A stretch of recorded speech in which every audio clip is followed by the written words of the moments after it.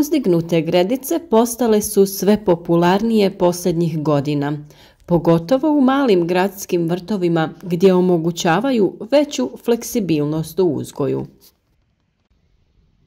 Uzdignute gredice odličan su izbor za one koji primjerice nemaju dovoljno vremena ili prostora za vrt, a ipak žele uzgojiti dio svog povrća i voća, ili za one koji na raspolaganju imaju loše zemljište ili im je jednostavno teško saginjati se, kopati i plijeviti. Idealne su i za manja dvorišta, a mogu izgledati i vrlo atraktivno. Ova vrsta gredica je zapravo veliki kontejner za sadnju bez dna i vrha. Potreban vam je samo okvir, sunčano mjesto i kvalitetno tlo. Danas ćemo vam pokazati korak po korak kako to odraditi i reći sve o prednostima ovakvog načina uzgoja. Naći će se tu i poneki nedostatak, ali se oni lako prevaziđu u odnosu na mnogobrojne benefite. Za još ovakvih savjeta družite se s nama svaki dan kako bi vaš vrt bio uspješan, a ukoliko vam se savjeti svide i budu od koristi, preporučite nas prijateljima, podijelite video na društvenim mrežama i ostavite like podrške. Uzdignute gredice idealne su za uzgoj povrća ili začinskog bilja, a mogu se koristiti i za cvijeće, grmlje, voće poput jagoda i borovnica, pa čak i za malo drveće. Pri izboru drvene građe pazite da ona nije tretirana pod pritiskom ili uljnim premazom, jer se ove kemikalije mogu ispuštati tokom godina. Istražujući koje je najbolje drvo za izradu uzdignutih gredica, otkrili smo da su to cedrovina, sekvoja i mahagoni, koji baš i nema kod nas. Razlozi zašto su najbolji jesu jer najsporije trule i ne privlače drvne štetočine. Mogu se koristiti daske bora, a mi smo koristili običnu jelovu dasku koja će bez problema da izdrži duži niz godina. Alternativa za drvo su betonski blokovi ili cigle, ali imajte na umu da će beton vremenom povećati pH vrijednost tla, pa ćete u skladu s tim morati izmijeniti zemlju gredice ili popraviti njen sastav. Na tržištu također postoje gotovi okviri od plastike koje trebate samo montirati u vrtu. Prvo što trebate odrediti je položaj gredice. Površina zemlje za gredicu mora biti ravna na osunčanom mjestu, kako bi biljke dobivale barem 6 do 8 sati sunčeve svjetlosti dnevno. U pogledu veličine, uobičajena širina je 1,5 metar, a dužina od 2,5 do 3,5 metra.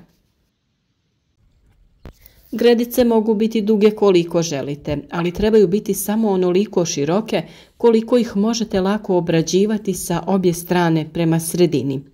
Također, ostavite dovoljno razmaka između gredica kako biste slobodno mogli da se krećete sa kolicima, tačkama ili ostalim vrtnim alatima i opremom. Dubina gredice varira ovisno o tome što želite uzgajati, a minimalna dubina je 15 cm. Većini biljaka je potrebno od 15 do 30 cm za korijenje, pa je 30 cm dubine idealno. Naravno, za one koji se ne mogu saginjati, gredice mogu biti i dublje, odnosno više. Prije nego postavite gredicu, razrahlite tlo na kojem će ona stajati.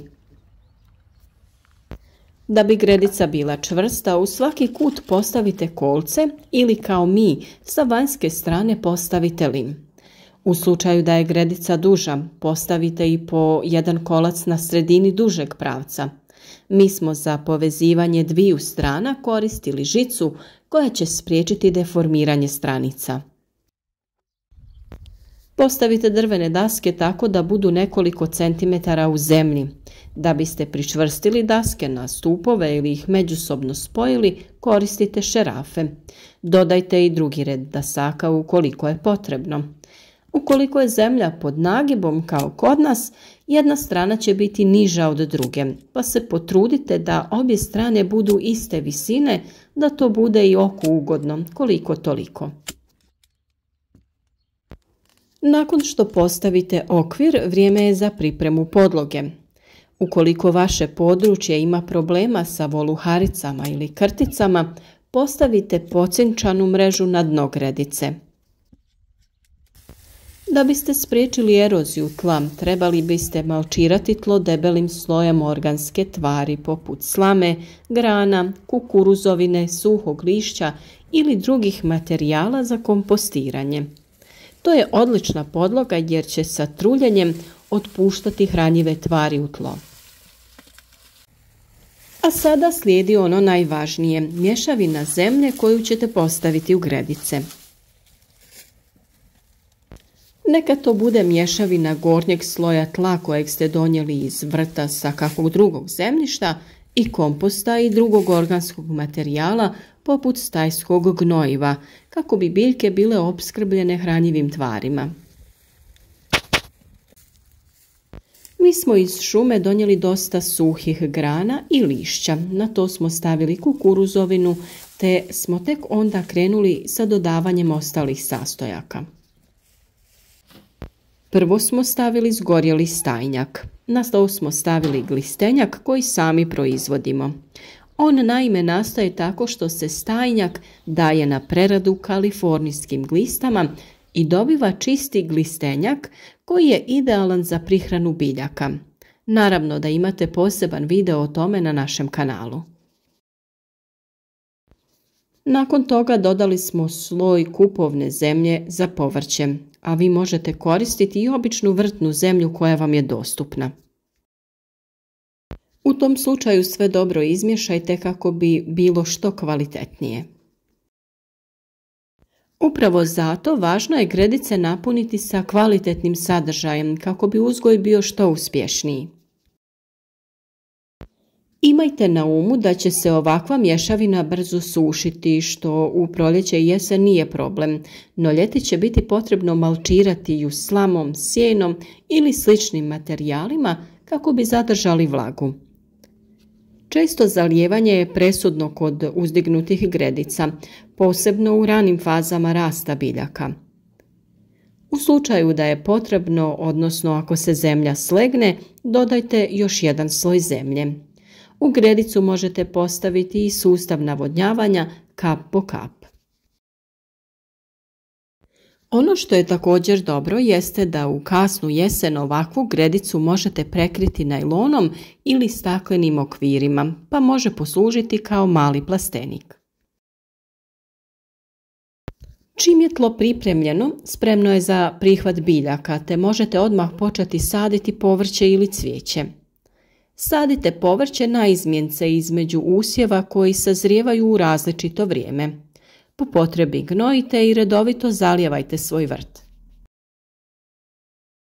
Kada se povrće ne uzgaja, preporučuje se pokrivanje gredica borovim iglicama, slamom, kompostom ili lišćem. To pomaže opskrbiti vrtni prostor hranjivim tvarima i organskom tvari za kondicioniranje tla. Nadalje pomaže u zadržavanju vlage u tlu i suzbijanju korova dok se nove sadnice ponovno ne posade. A prije svake nove sadne sezone preokrenite i prekopajte taj pokrov te dodajte svježe zemlje na vrh gredice. Glavna prednost podignutih gredica je u tome što pomažu štititi biljke od korova, štetnika i drugih nametnika, a to zauzvrat osigurava veći urod i produktivnost vrta.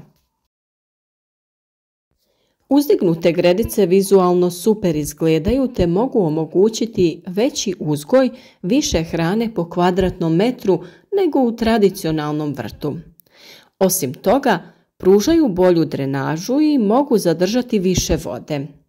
Važno je i naglasiti da su praktičniji za korištenje jer se ne morate saginjati kako biste plijevili korov. Kada uzgajate biljke na uzdignutim gredicama morate obratiti pozornost i na nekoliko drugih stvari. Jedna od njih je cijena. Početni troškovi uključeni u izgradnju vrtova sa povišenim gredicama uključuju kupnju odgovarajuće opreme i materijala, kao i kvalitetne zemlje. Druga stvar jeste ta da se brzo suše, osobito na sunčanim mjestima. Stoga se preporučuje češće zalijevanje vodom u sušnim razdobljima.